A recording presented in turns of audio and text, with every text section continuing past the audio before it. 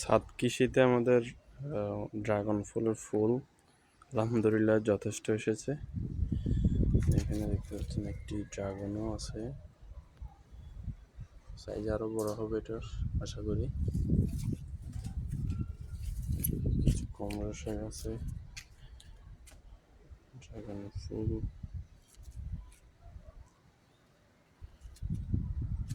ফুলটাতে dragon, এদিকে dragon আছে, এটাও ড্রাগন গাছ। সবগুলো মোটামুটি আলহামদুলিল্লাহ ভালোই।